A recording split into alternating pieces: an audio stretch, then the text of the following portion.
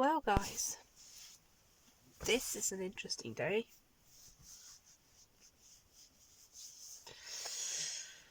I started off with me going to work, not feeling brilliant, as you can hear. Blocked nose, sore throat, headache, chills, the whole kit and caboodle. But, not on death's door. And anyway, I've been on death's door much more from my own company.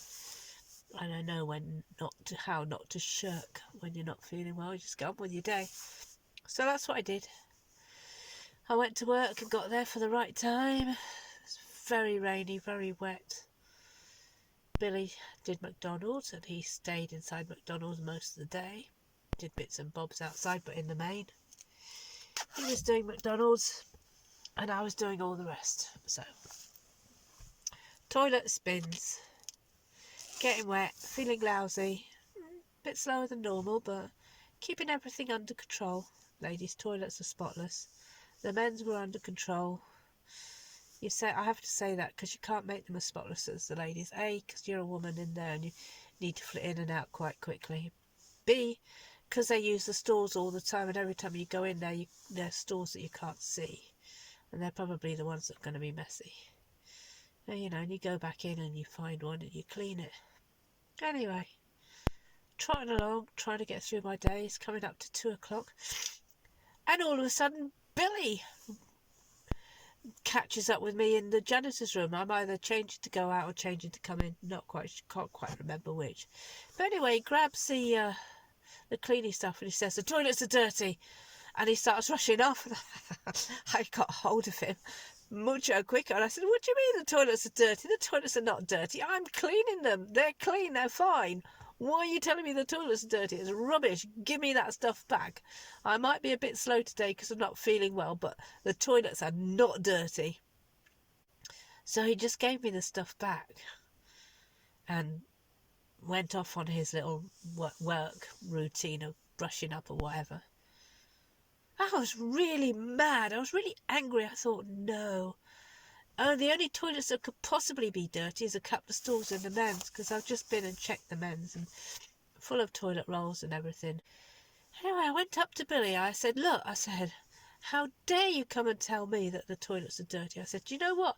I've been working inside, outside, doing the moons, in the rain, in the toilets, in the showers, cleaning everything, and all you've done all day is fuck around in McDonald's." Oh, I was so cross. I get so angry. I treat everybody fairly. I expect to be treated fairly too. How dare they? I work so bloody hard. And he just stood there and took it. So I stormed off. And I went into the men's to check it, and I couldn't find anything wrong. I mean, there were some stores closed, so maybe it was something in there that Pedro had seen. Yeah, that's right, Pedro. So anyway, I came out and Pedro was stood there. And me and my big mouth, I was fuming. I said, "Pedro, do you know what Billy said to me?" He takes his earpiece out of his ear. He says, "Do you know who you're talking to?" And fortunately for me, I didn't register what he meant, but I thought he was on the phone. And I said, "Oh, sorry, you're on the phone. I'll come back and talk to you later." And I went back into the men's. And that actually probably saved me my job there and then. Whether it's going to save me in the future, I have no idea. Because basically what he was saying is, how dare I, for a second time, talk to a manager like that? And I think this blew up from when I came in this morning and went and did all the bins and all the HGV bins. None of them had been emptied. Peter had all night to empty them, and no bins would be emptied. The HGVs and the ones that were people, right out the front. So anyway, I said to Joan, I said, "God, that Peter's so lazy. He's done nothing." And I didn't know Pedro was in. I've got a funny feeling that Pedro was hidden around the corner somewhere and heard me say it. And me and my big mouth, I think what you do in a place like that is whatever you've got to moan about, you moan about quietly to your colleague next to you. You don't shout out in the middle of this. So anyway, I think he thought, "Oh yeah, getting her out today." And he's done it. Done a good job. So anyway, I came out the men's. I got my coat. I went down to the accounts office and knocked on the door. I said, I'm not feeling well. I'm going home. Please dock me an hour. It's 2 o'clock. You're welcome to dock me an hour. I'm going home. And the lady said, yeah, okay, and gave her my name and everything. So I walked out. I have not said that I'm leaving, but I tell you guys, I ain't going back. What a place. What a place. It's full of dodgy people and managers who are up their own arse. They think they're so much better. I mean, you know, I know I'm only a seasonal minion. Excuse me for just cleaning bogs and bins. But I am so much more than that. And they don't know that, and I don't care that they don't know that. But, you know, I was trying to get through it. I was really trying to get through to the end of November. I'd given Ed my notice. I thought, just hang on. And I was hating today, and I thought, I really don't want to come back again. So in some ways I'm happy, but I've got no money coming in now, and I haven't got any time, you know.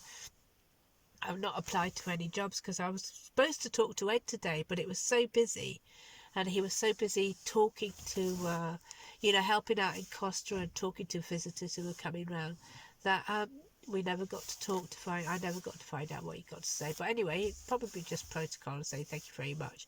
I've got to text him and ask him if he'll please, at the very least, give me a good reference, because I have worked very hard there. So I've come home. I've got 2 days off. I'm going to go get a coffee in a little while. I've just come back to the campsite to charge everything up on the electricity before I head off down to Lancaster. Alright, I'll talk to you guys later.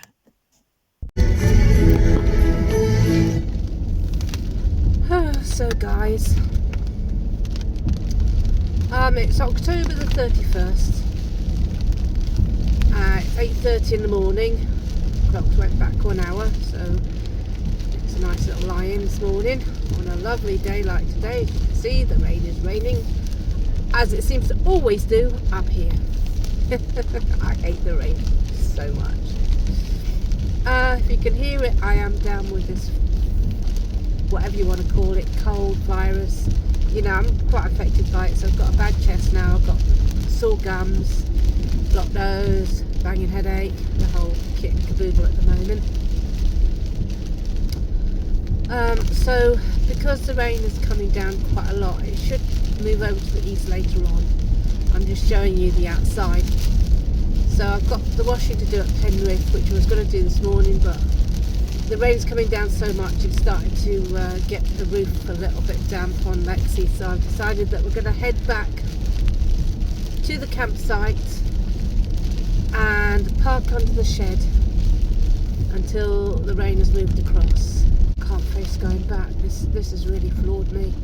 This is because I've been outside in the rain getting soaking wet. My jackets have been coming back soaking wet. It's just, I haven't got ill in 100 million years. I can't remember. I haven't had antibiotics for, well, at least 10 years. I can't remember when was the last time. I don't take antibiotics. When I come down with something like this, you know, I see it through. I take painkillers. I get on with it. I haven't done a sick thing in, I can't remember when. Honestly, I can't. Must be 20 years plus.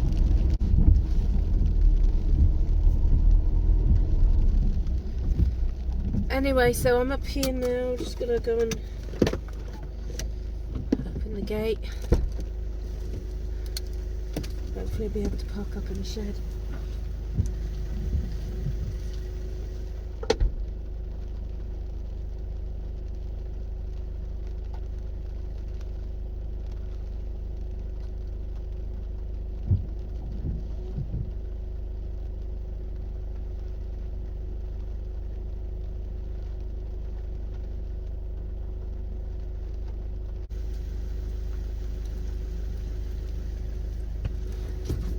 You know, when you're watching this, if you're living in a flat or a room or a house and you get down, just remember, when you get into a state like I am with the virus and everything, you can just curl up on a chair and have nice cups of tea and do your laundry in warmth. At the moment it's very difficult for me to do that. I can't. The only warmth I can get is from my car, which means I have to run the engine. I've got no more money coming in now, so I need to look for another job, be full on it later on. I've applied for Indeed Flex to see if they'll give me anything. I need to go straight into work. I've got absolutely not a penny saved to put by. So this is the shed, and this is where I park up for the day while I wait for the rain to go away.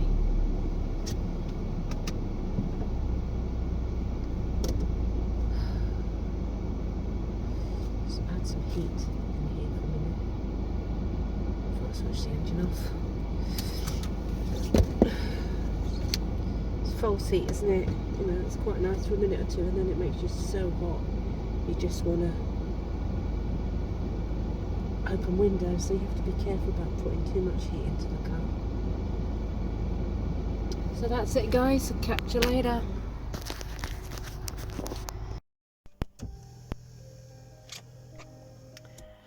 Well, hi guys. It's Sunday, 31st of October, and my endurance has been pushed to the limit. Okay, so first the rain, then this thing that I got from being out in the rain and in the car in the damp, and just the rain kept coming, and now I'm all bunged up and I can't swallow and I can't eat. I'm drinking lots of fluid, I'm taking a multitude of vitamins. Oh, but I'm just, I mean, because I'm sort of, you know, my endurance is at an all-time low. I am just taking each moment one step at a time. So when I went out this morning, it was pouring down with rain. I was going to go up to Penrith and put in a multi-storey car park, but I've got to worry about my finances now because I've left Road Chef. I mean, I'm so unwell with this stupid virus that I've emailed them this morning and let them know that I won't be coming back, that I'm going to be off for a few days, and then I won't be coming back because I really need the time now to not only get myself back together, but actually to find a job that's going to keep me safe and warm. So I've got to get on with that. So I've still got all my washing to do. I've not managed to get to Penrith. What I did in the end is I went and parked in a shed for a couple of hours. I went and downloaded some videos to my phone from Netflix, and then I just went into the shed at the farm for a couple of hours and sat there until it stopped raining. I've come back out again. I'll show you. It's still raining. Can I get my I can't get my windscreen wipers to work, but because the engine's off and Lexi's a bit fed up of being messed around at the moment. Engine on, off, on, off, on, off. So I'm not going to switch the engine on to show you, but it is, I've looked at the radar, it is moving across, and I can see it in the sky. I can see the lighter skies peering out, so I know it's going to be gone soon, and then I'll get up to Penrith. I'll get me washing done. Now originally my washing was so that I could have all my trousers ready for work for next week, but there's no way I'm going back. I just can't deal with it. I can't cope with it at all. And the fact that Pedro had a go at me on Friday about the toilets not being clean really took its toll on me. I didn't realise how badly, but obviously it got me so angry that I just got a bit depressed, and that probably didn't help my body. It's trying to fight this damned infection. So I'm going to wait for hang on a minute, I'll be back in a second. Yeah, just waiting for a walker to walk past me. So I'm going to wait for the rain to stop. I'm going to head up to Penrith. I'm sorting me out some peanut butter sort of breakfast, but isn't. It's 10 something like 10:30 at the moment. But I haven't had anything to eat, so I'm starving hungry. My stomach is. So I'm going to have a load of peanut butter and turmeric and a load more Vits, just to fatten my belly out a bit, so it's not feeling so hungry, and I won't feel sick. I'll go up to Penrith, get some washing done, get the trousers done, just in case for some reason Ed emails me or something and says if I don't go into work on Monday, you can say goodbye to a decent reference. These people, they do these things, don't they? There's nobody to cover on Monday, only Sorin, and I don't think he does toilets. I did try to get Graham in, but Graham's busy, and I have tried to get someone to come in and cover, and I did think I would go in and do it myself, but I just feel so lousy. I really, really, really, really feel so lousy. I'm going to take some painkillers. It's not antibiotics time. I'm going to see if I can get this mouth and this throat to go down before I give up and get onto the doctors and see if I can get some antibiotics. But usually I can see these things through. They don't usually last this long, 2 days max. Now at the moment it's 4 days. But considering what my poor little body has gone through, and living in the rain, working in the rain, going home with wet stuff and damp stuff and trying to keep it dry and trying to keep it separate, I mean, I'm not surprised I'm down so much. It has been a toll. There's my peanut butter. So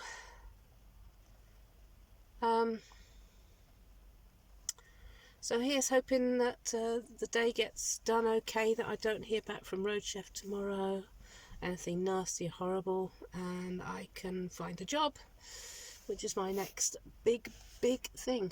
Okay, talk to you soon, guys.